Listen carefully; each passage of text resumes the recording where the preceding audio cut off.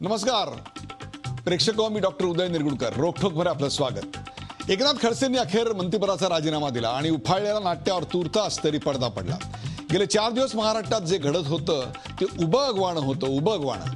खडसेंचा राजीनामा हा त्यांच्या पक्षासाठी आणि त्यांच्यासाठी मोठा फटका आहे, पण विरोधकांसाठी ही मोठी संधी आहे का?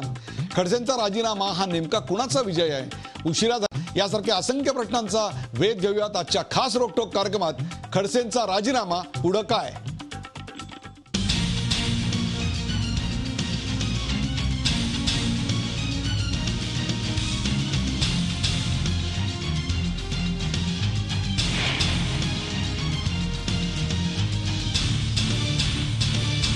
कोणताही पुरावा न देता केवळ आरोप करून आपली मीडिया ट्रायल चालवल्याची टीका करत महसूल मंत्री एकनाथ खडसे यांनी आपल्या सर्व मंत्रिपदांचा राजीनामा दिला. राजीनामा देण्यापूर्वी घेतलेल्या पत्रकार परिषदेत खडसे यांनी आरोप करणाऱ्यांचा समाचार घेतला. गेल्या 40 वर्षापासून आपण पक्षाचं काम करत असल्याची आठवण करून देत राज्य सरकारनं सर्व आरोपांची चौकशी करावी, त्यातून तथ्य बाहेर येईल असं खडसे यांनी सुनावलं. खडसे यांच्यासोबत पत्रकार परिषदेत भारतीय जनता पक्षाचे प्रदेशाध्यक्ष रावसाहेब दानवे, अर्थमंत्री सुधीर मुनगंटीवार, राज्याचे मंत्री प्रकाश मेहता हे देखील उपस्थित होते. पार्टीने नेहमीच नैतिक मूल्यांचं या ठिकाणी पालन केलेलं आहे. ज्या वेळेस गडकरी साहेब असतील, अडवाणी साहेब असतील का अन्य कोणी असतील, त्यांच्यावर अशा स्वरूपाचे आक्षेप आणि आरोप झाले, त्या संदर्भामध्ये त्यांनी पदावर दूर राहणं पसंत केलं. आणि जोपर्यंत अशा स्वरूपाच्या आरोपामधलं निर्दोषित्व सिद्ध होत नाही तोपर्यंत पदावर येणं हे अनुचित आहे, ही भारतीय जनता पार्टीची धारणा आहे.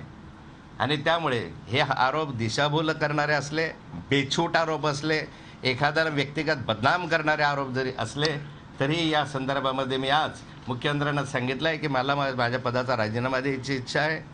त्या संदर्भामध्ये इथून गेल्यानंतर माननीय मुख्यमंत्र्यांकडे मी माझा राजीनामा देणार आहे. आणि जोपर्यंत या संदर्भामधले चौकशी होऊन तथ्य समोर येत नाही तोपर्यंत या पदावर मी राहणार नाही असंच मी सांगितलेलं आहे. पण माझी ही मी सांगितलं आहे की सखोल चौकशीपर्यंत जाईन. 40 वर्षामध्ये आत्ता जो मीडिया ट्रायलचा हा प्रयोग आहे हा मी कधी अनुभवला नाही. मी सातत्यानं पहिल्या दिवसपासून आजपर्यंत आरोप करणारा नाही, सातत्यानं पहिल्या दिवसपासून सांगत आलेलो आहे की जो काही आरोप करता आहात त्याचे ठोस पुरावे, कागदपत्र सही शिक्क्यानिशी द्यावे.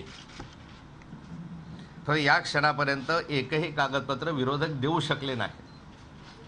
अगदी काँग्रेसचे सचिन सावंत यांना एका चॅनलवर तर मी आव्हान केलं होतं एका जमिनीच्या किमतीच्या संदर्भामध्ये की तुम्ही ही किंमत आहे सरकारच्या माध्यमातून मला दाखवून द्या की ही तुम्ही जे 400 कोटी 500 कोटीच्या किमतीच्या वाढवून सांगता आहेत, या जमिनीची किंमत ही 8 कोटी आहे आजच्या बाजारभावाप्रमाणे.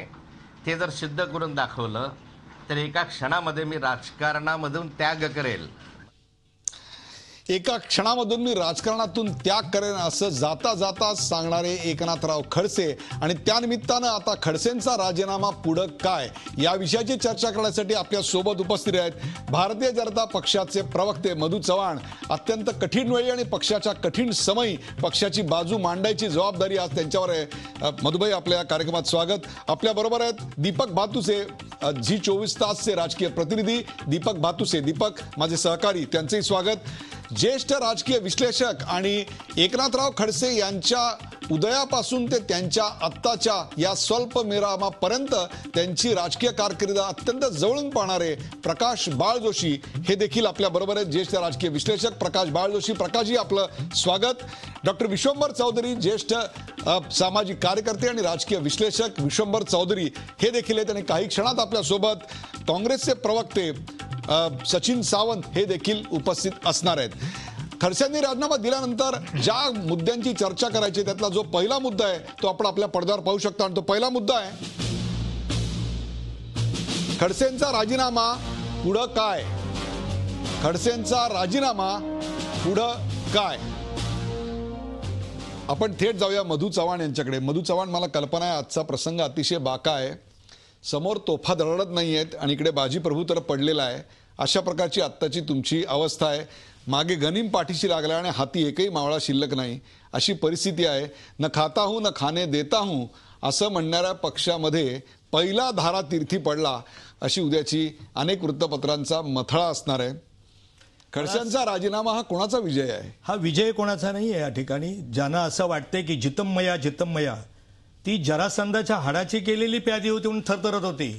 पण ज्या शकुनी मामानी जितमया म्हणून त्या ठिकाणी हर्षल लोक माजवला, त्याच्या पदरी शेवटी विनाश आला. मी काँग्रेसचा किंवा अन्य लोकांचा विनाश येईल असं म्हणत नाही, कारण एखादा पक्ष विनाश लोकसभेत पाहायची आमची इच्छा नाही. या ठिकाणी असे तुम्ही आता म्हटलं की धारातीर्थी पडले, ते ठीक आहे, परंतु बाजी प्रभू धारातीर्थी पडले, पण शिवाजी महाराज सुखरूप पोचले आणि 1674 साली त्यांचा राज्याभिषेक झाला. एवढं पण मला काय म्हणायचं ते आपण त्या ठिकाणी लक्षात ठेवा. मूळ मुद्दा असा आहे की या ठिकाणी 3 गोष्टी प्रकर्षाने गेल्या महिनाभरामध्ये चर्चेला जात होत्या, 4 दिवसात अधिक मोठ्या प्रमाणात झाल्या. एक, गजानन पाटील, कागदाचा एक टिपूस सुद्धा पुरावा कोणी दिला नाही त्यांच्या पुढे. नंतर दाऊद संबंधी ATSने चौकशी केली, त्यांनी सांगितलं असा फोन गेला नाही, असा फोन आला नाही. राहिला मुद्दा त्या ठिकाणी जमिनीचा, त्याही बाबतीमध्ये आपण या पुढचे प्रश्न आपण विचाराल त्यावेळेला विस्तृतपणे. आम्हाला पूर्ण विश्वास आहे अशाच तऱ्हेचे आरोप शोभाताई फडणवीस यांच्यावर झाले होते, महादेवराव शिवणकर यांच्यावर झाले होते युतीच्या काळामध्ये, घोलप आणि शशिकांत सुतार. त्याही वेळेला स्वर्गीय प्रमोद महाजनजीने, आदरणीय स्वर्गीय बाळासाहेब ठाकरे यांनी विचार केला की अरे आपण शिवशाही आणलेली आहे आणि शिवशाहीमध्ये अतिशय पारदर्शीने लोकाभिमुख अशा तऱ्हेचं, आणि राजीनामे द्यायला लावले. आणि 1 महिन्याने सुतारानंतर बाळासाहेबांनी घेतलं नाही का ते मला माहिती नाही, परंतु हे तिघेही पुन्हा सन्मानाने मंत्रिमंडळात आले. मधु चव्हाण, तुम्हाला तुमच्या नेत्याला राजीनामा द्यावा लागला याचं कारण प्रचंड मोठ्या प्रमाणावर भ्रष्टाचार झाल्याची खात्री तुमच्या पक्ष नेतृत्वाला पटली? अजिबात नाही. मग तसं नसेल तर राजीनामा का घेतला? जर खडसेंनी भ्रष्टाचार केलेला नसेल, भ्रष्टे हे धुतल्या तांदळासारखे स्वच्छ असतील, गंगेच्या पाण्यात के स्वच्छ असतील, तर त्यांचा राजीनामा का घेतला? हो, मी आवेशाने त्या ठिकाणी बोलत नाहीये. राजीनामा अशासाठी घेतला की त्यांचा राजीनामा घेतला नाही, पहिली गोष्ट.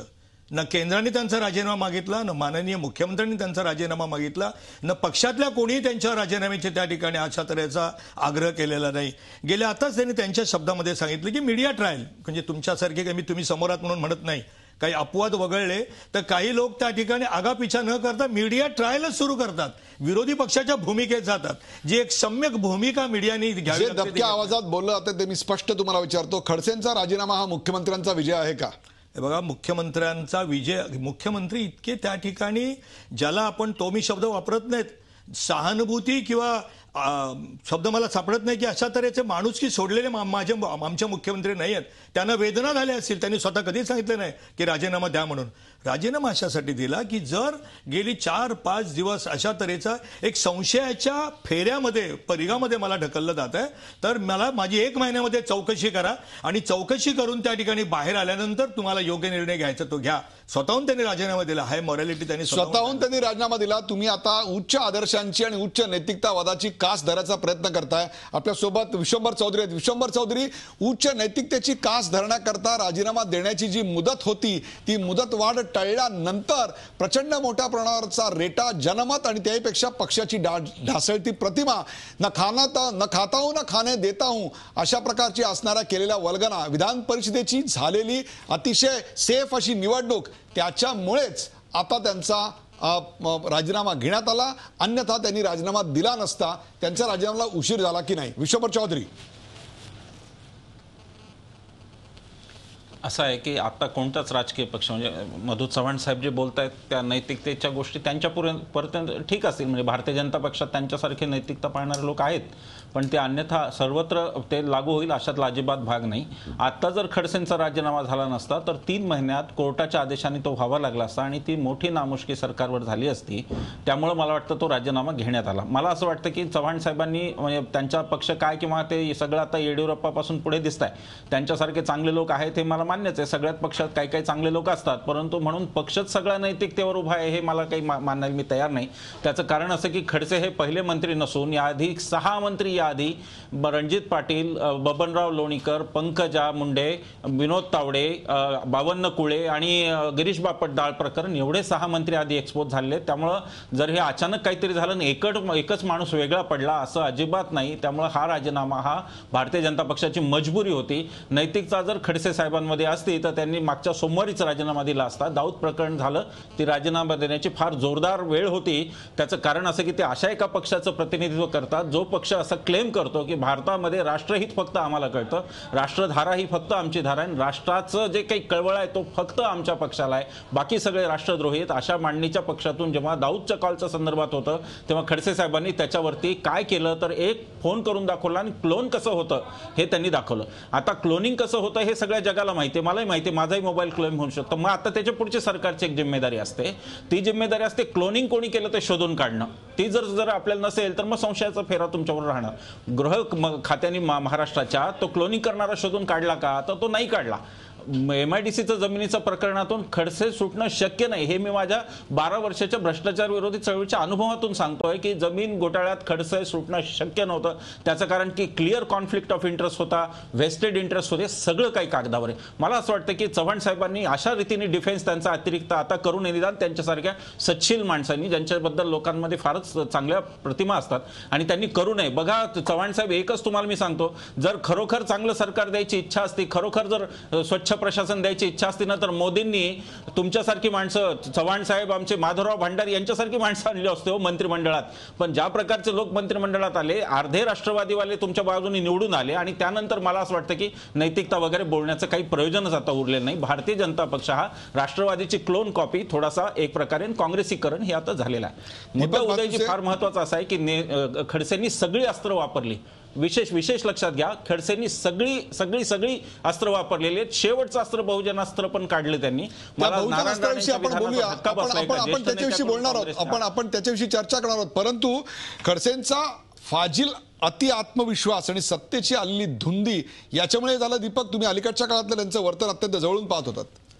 एक राजकारणात राजकारण करताना संयम लागतो, त्याचबरोबर आपल्याला किती हवं, कारण आपण लोकांसाठी तिथे बसलेलो आहोत, कार्यकर्त्यांना संधी देण्यासाठी तिथे बसलेलो आहोत. आपल्याला नेता केलाय, त्याच्यामुळे आपल्याबरोबर कार्यकर्ते असतात, त्यांना वेगवेगळ्या ठिकाणी संधी देणं गरजेचं असतं.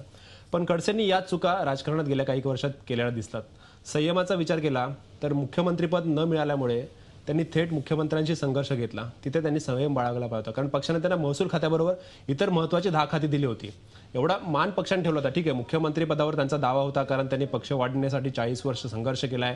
विरोधी पक्षनेतेपद त्यांच्याकडे त्याच्या आधी होतं, त्यावेळेला त्यांनी संघर्ष केला होता. त्यामुळे एक त्यांची अपेक्षा होती. पण मुख्यमंत्री पदावर पक्षाने जेव्हा निर्णय घेतला देवेंद्र फडणवीस यांना बसवण्याचा, तेव्हा त्यांनी उघडपणे संघर्ष केला. तिथे त्यांचा संयम पहिल्यांदा सुटला.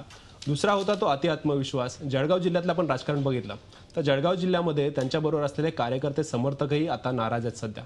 जळगाव जिल्ह्यामधले मंत्री गिरीश महाजन, त्यांचा आणि खडसेंचा संघर्ष, विरोध आपल्याला माहिती, उभा वाद संपूर्ण महाराष्ट्राला माहिती आहे. त्याचबरोबर त्यांनी घरात आपल्या सगळी पदं प्रत्येक नातेवाईकांना पदं दिली. ही पदं कार्यकर्त्यांना का दिली नाही, समर्थकांना का दिली नाही? त्यांची पत्नी महानंदाचे अध्यक्ष जे महसूल मंत्री आहेत, त्यांनी आपल्या पत्नीला महानंदाच्या अध्यक्षपदी बसवलं. जळगाव जिल्ह्याच्या बँकेच्या अध्यक्षपदी मुलगी, सून खासदार, त्या ठिकाणी हरिभाऊ जागळे या भाजपच्या ज्येष्ठ नेत्याचा दावा होता खासदारकीवर, त्यांना डावलून तिथे रक्षा खडसेंसाठी उमेदवारी मिळवली. त्यांनी सुनेला खासदार बनवला. त्यामुळे ही सगळी पदं घरातच गेली. दुसरीकडे आणखीन एक प्रकरण बोललं, त्यांनी आपले अगदी जवळचे जे समर्थक होते त्यांना फायदा कसा मिळवून देता येईल, आपल्या नातेवाईकांना फायदा कसा मिळवून देता येईल हे बघितलं. अगदी MIDCचा आता उल्लेख, भाई भतीजा वाद, ज्याच्याकरता आपण काँग्रेसवर टीका करत होतो, तो भाई भतीजा वाद देखील आता घराणेशाहीचा पोचला. झी 24 तास रहा एक पाऊल पुढे.